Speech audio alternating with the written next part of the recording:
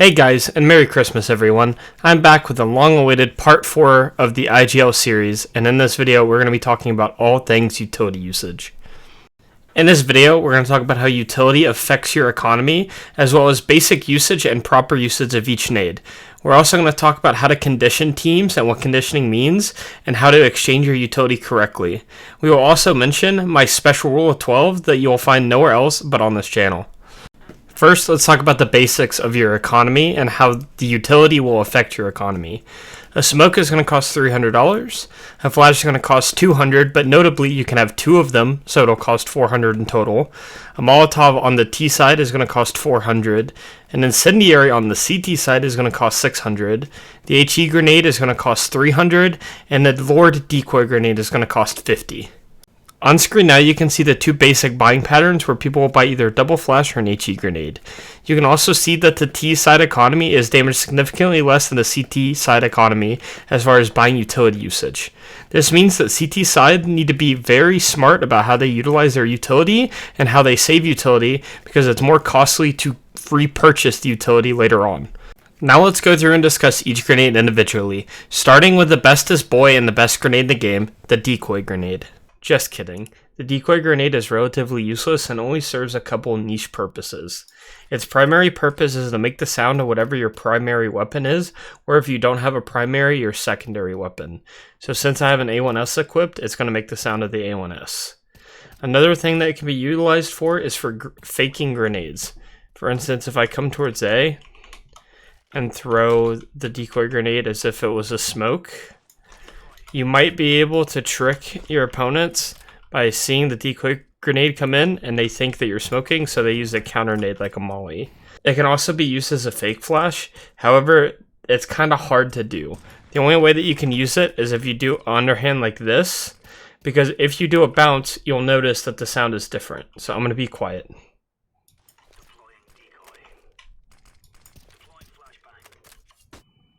You'll notice that the flash makes a slightly higher pitch sound than the Decoy grenade, and you can't use it as a fake smoke either because the smoke sounds much fuller sounded.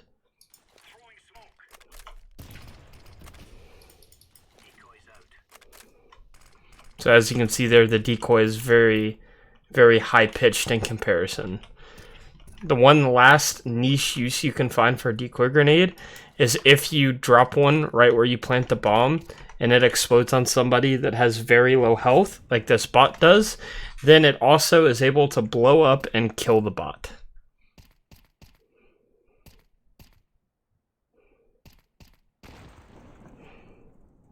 Next, we'll discuss the Molotov/Incendiary grenade. Molotovs are the only grenade in the game that can take things from 0 to 100 real quick.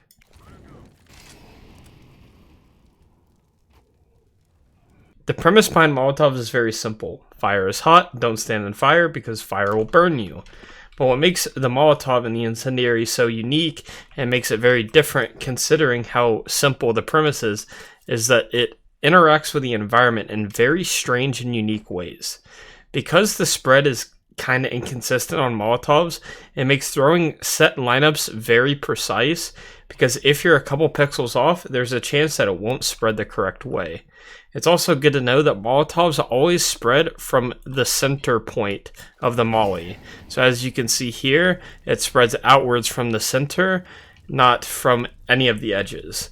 This is also good to know for the famous Molotov bugs where you try and smoke it, because if you smoke a far edge, as you can see, that won't put out the molly. To smoke a Molotov correctly, you have to smoke in the center point, otherwise it won't put it out. So how do you use the Molotov and Incendiary grenade? Well, it has three main purposes. First is to deny you area to stand. Second is to stall you on a push. Third is to do damage if you utilize them correctly. And then a final niche use to create some fake sneaky plays you can do with them. So let's go more into detail about each of the usages of the Molotov. The area denial is pretty simple. You want to utilize your molly in a way that is able to deny T and CT people from standing in places that are advantageous for them, such as mollying pit so they can't use any of the strong angles inside of here, or mollying into the cubby so you can gain control when taking banana. The second one is to stall. And stalling is one of those where it sounds very intuitive that I see utilized the wrong way very often. For instance, if you're the B-side anchor on Inferno and you have a Molotov, and your job is to stall, you want to be playing in a spot where you can just hold the Molotov out for the most part, because if they exec on you, you're not going to have time to pull out the molly and deal with the exec itself, right? So for instance, let's say I'm playing back here at New Box or whatever. Let's say I'm just holding like a molly here, right? And then an exec comes in. I'm able to just bounce the molly, and then I'm able to use my other nades to stay alive as well, right?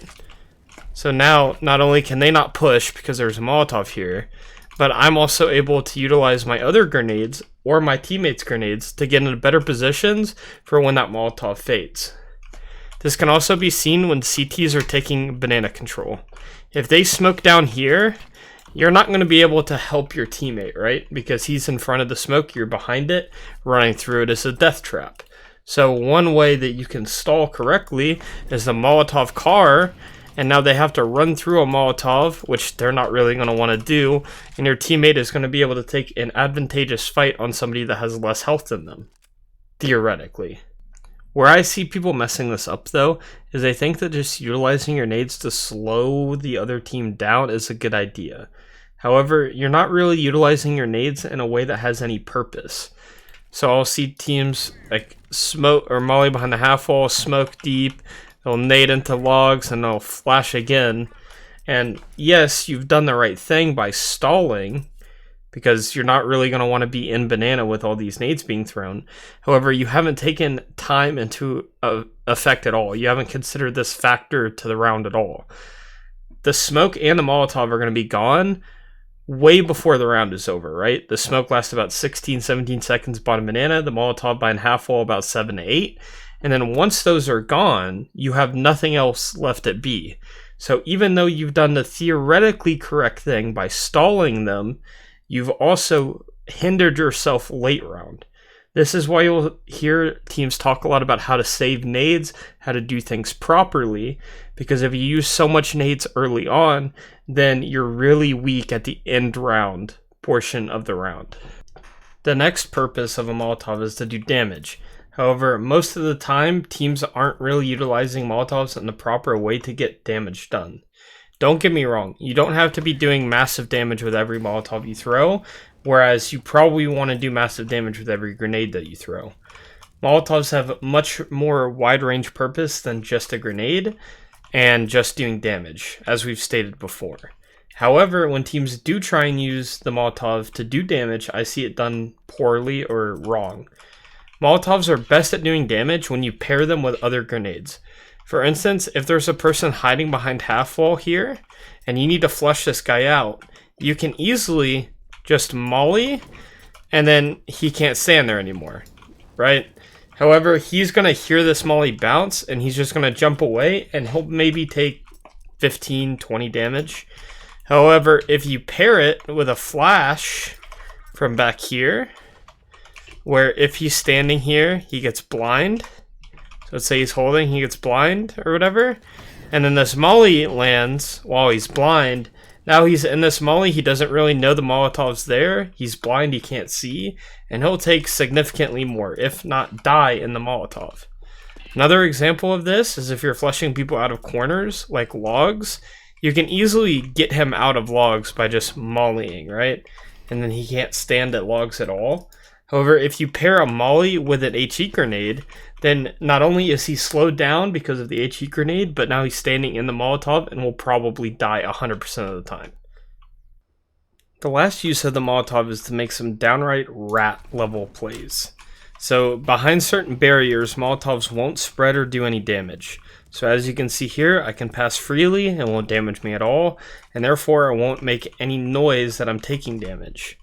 This is advantageous because on a T perspective, all you see is this Molotov landing and kind of blooming. So to me, that tells me that hut has been mollied, right? However, since the molly's behind this door and you can push with it, you can easily just run in, get a kill, and leave, and there's no Molotov to do any damage to you at all. Next up, we have the HE grenade. Another thing you can do with grenades is what's called a grenade stack. And essentially what a grenade stack is you timing another grenade with a teammate that's going to land in the same spot and basically get an insta-kill if they're standing there.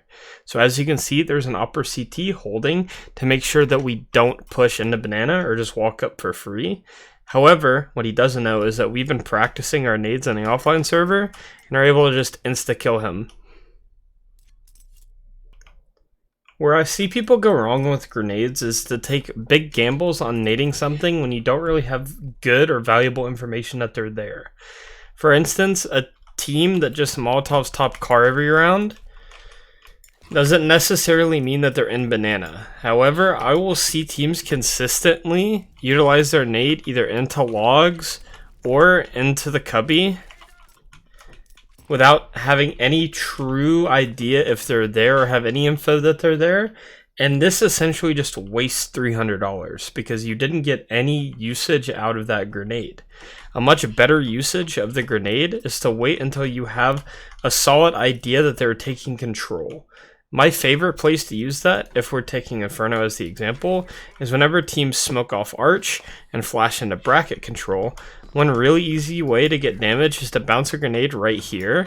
So if they're coming out boiler, they're taking big nade damage from that, or if they're on this back wall, which is typically how you peek for this guy, they will also take pretty significant damage from this nade.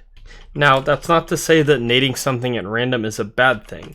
However, you should weigh in the opportunity cost of doing such a thing. For instance, the example we took of nading logs, if you're going to do this, use 2 nades. Have your teammate nade as well. Why? Because if he's there, you've used 2 nades and now he's going to die. He's instantly dead. So you know that that area is clear now. However, if he's not there, you're thinking, well, now I just wasted $600 instead of $3. But that actually isn't the case. Because you double naded it, you now know for a fact he's not going to be in that spot, right? So you don't have to look there whenever you clear banana because you've already cleared it with your nades. So while you did use $600 for no damage, you were able to get information in return. So again, before talking about my own personal rule of 12, let's cover the grenade being utilized the proper way. HEs are best utilized when you have information or are able to do chip damage at those times. So if they flashed half wall or whatever and you think they're in car, throwing this nade, just bouncing it, if they're here, that's going to do damage to them, and that's a good thing. Now, what is a good nade at that point though? Because technically if I just did 1 damage to that guy, I did do chip damage, I used the nades when I knew he was there, but that's not really valuable because you don't get much of a gain from only doing 1 damage with your HE grenade, right? So that's why I developed the rule of 12. And it's a pretty simple rule. If I shoot a terrorist, I'm going to do roughly about 90 damage, like 88 to 92. It really varies based off of distance. So I'm like really far away here. You can see I'm at 90. I back up even more. Let's see if I can get down like 89. Yeah. So as you can see, if I do roughly 12 damage with an HE grenade, I have an instant one-shot to every terrorist that I face because I've done grenade damage to him. He's a one-shot now with my M4. Another thing, when you have an A4 and you spray somebody 4 times in the chest, you will also be left with less than 12 health. So if you're utilizing the A4, this is a bit irrelevant now with the A1 because you 4 body spray no matter what with the A1. But if you're still utilizing the A4, then you need to do 12 damage per nade and you spray 4 bullets to the chest then as well. That's actually really valuable because the A4 has a faster fire rate than the AK. So if you both started shooting at the exact same time, you would actually win the gunfight because of the faster fire rate. Next up, we're going to discuss the flashbang. The main use of a flashbang is to blind opponents and force people off of angles. However, what people often don't realize with flashes is that they are just as good at controlling space and preventing people from being in angles as a smoke or a Molotov. The only difference is that a smoke and a Molotov will last significantly longer than a flashbang will. So as you can see here, if we throw this flash, we're going to blind multiple angles that are very common for B players to play. CT, coffin, and behind the pillar. This gives you a window of time where if an opper is here and you throw this nade, they won't be able to shoot you and will have to back away, otherwise you're just going to peek and kill him. So it's very good at controlling space, and people often think that it's just used in execs. What most people also don't realize is that there's two main types of flashes. There is the pop flash, and there is what I like to call a void flash. So a void flash would be any flash that is essentially just thrown, right? So if we're here and we just throw something high like this is what I call a void flash, because there's not a true set lineup for it to be thrown, right? A pop flash is a flash that is thrown from far away, has a set lineup, and has a set purpose. So this flash here is set up to specifically blind oppers that like to play this angle. However, if you're utilizing your nades correctly, void flashes should also be just as good. So this flash here, while it is effective, it does technically blind the opper, isn't that good. And what I like to use my void flashes for are essentially flashes that you cannot dodge no matter what.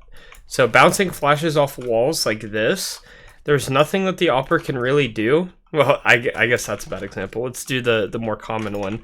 Oppers that sit lane on boiler like this. One thing that Straw started doing was bouncing flashes off of this wall. And there's no way for an opper to be able to turn from this flash. Even if they hear it coming, they can't like turn and then come back into the angle, right? So that's why I think void flashes are just as effective as pop flashes. Not to mention, void flashes allow you to be in better positions most of the time. Because I don't have to be far back here to throw any sort of over the boiler flash like this, and I can just be closer to my teammates, it allows me to bounce a flash, go in and trade, instead of setting up a specific person to hopefully win their 1v1. One aspect of flashbangs that I often see people misusing is using too many. People really overvalue flashes because they're really good at what they do, not getting you killed by common angles. However, one thing that you need to realize is that they can't kill you in common angles if you kill them, right? If you're confident in your aim and being able to take gunfights, then you don't need to flash every single angle you approach. As well as, if you're confident in taking gunfights, you can isolate 1/2 the angles you need to fight. So for instance, bracket control, this is an area where I think that you want to be more quiet because you don't want to give the CTs that much information that you're in bracket. Because if they know you're in bracket, they can make more appropriate reads to how to approach the situation. So for me, one thing that I like to do is if I'm smoking off one side, I like to contact the other one. So for instance, I'll jiggle out this, and then I'll just walk in with a teammate and clear these angles.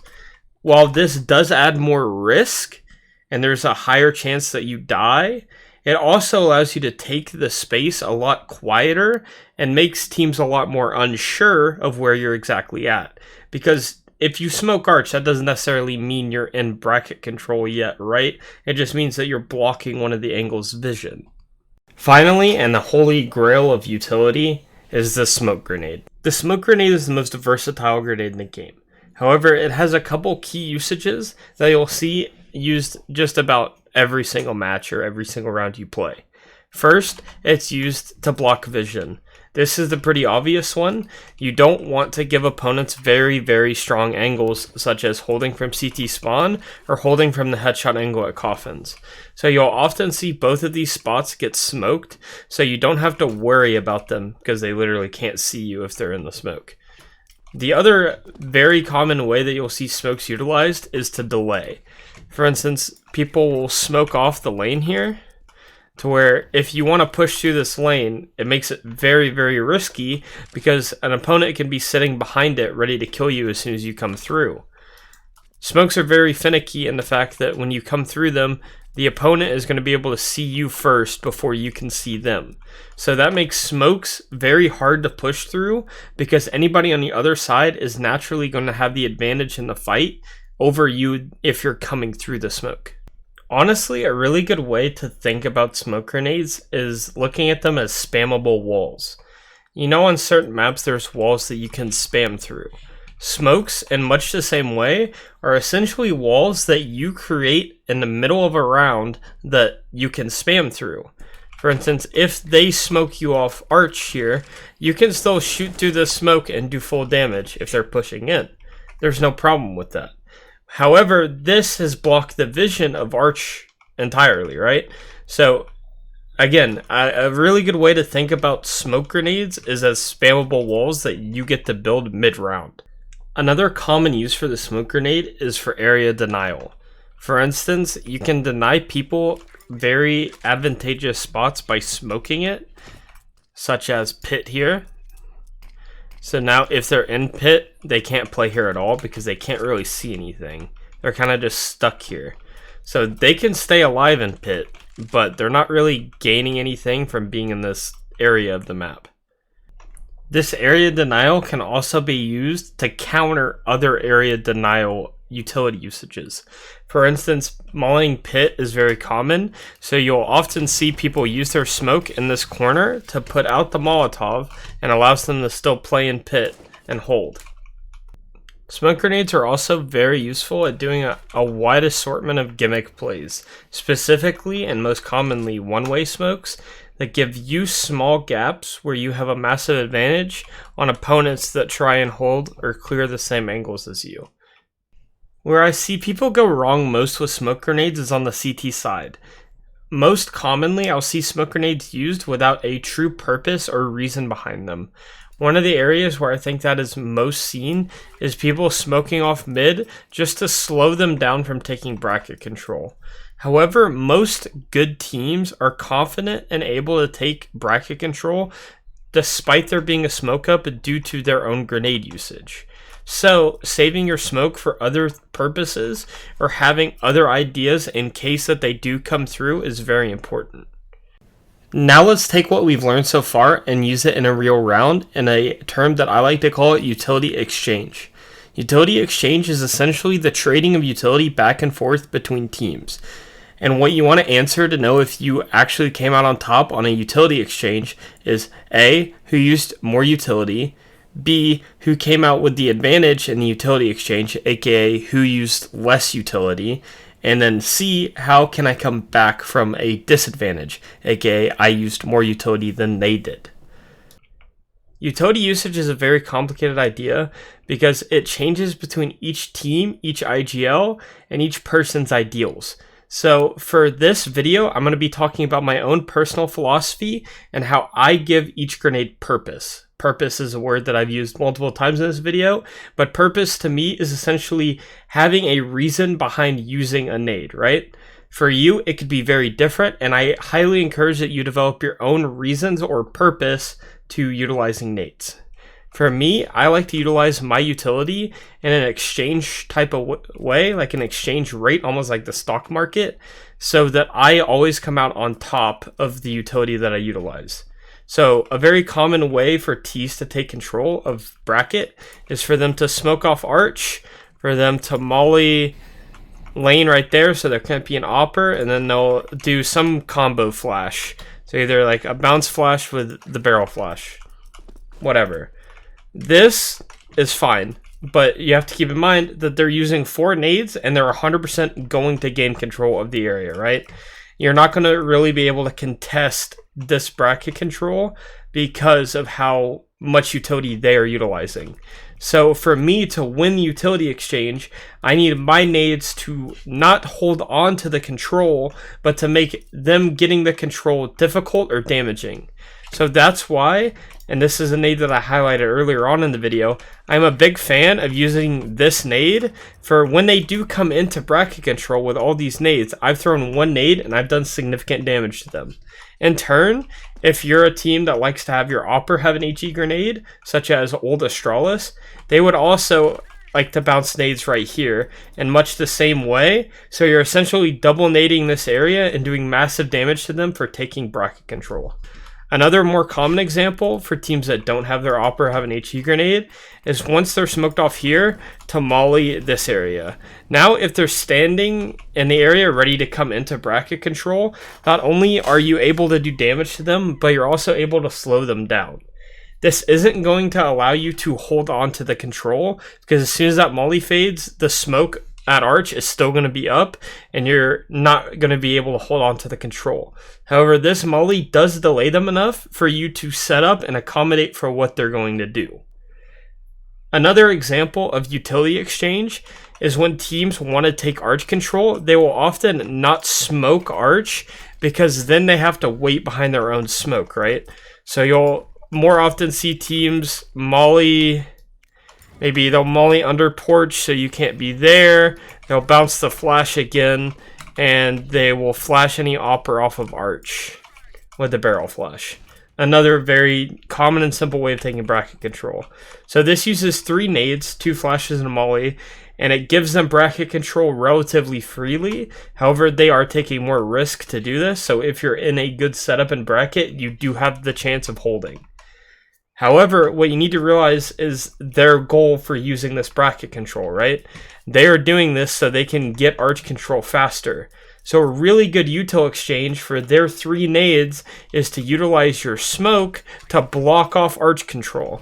And using this smoke seems counterintuitive, because this is what a T would do if they wanted bracket control, right? They would smoke this area. However, it serves a very valuable purpose in context of what the other team is doing. This utility exchange can get very complicated when you start to take into account how important map control is. For instance, banana is a very important part of the map, and this has changed a little bit nowadays, but about a year or 2 ago, if you didn't have control of banana, you were in big trouble, pretty much. So you would see some wild utility exchanges on this part of the map. For instance, the very common way that teams used to take banana is to smoke deep, have a close molly, have a deep molly, and then double nade logs or whatever. Not to mention, they will probably throw some sort of flash, whether that be bouncing one up behind you on the roof, having one just land behind the wall. There's going to be some sort of flash for them to utilize a lot of the time as well. So 1 flash, 2 nades, 2 Molotovs, and a smoke. And then for T's, you'd often see they're going to molly behind the car, they're going to jump in, they're going to smoke here, and then they're going to have 2 flashes from their perspective, right? They're going to have like 2 of the window flashes. This is a very clear example of utility exchange.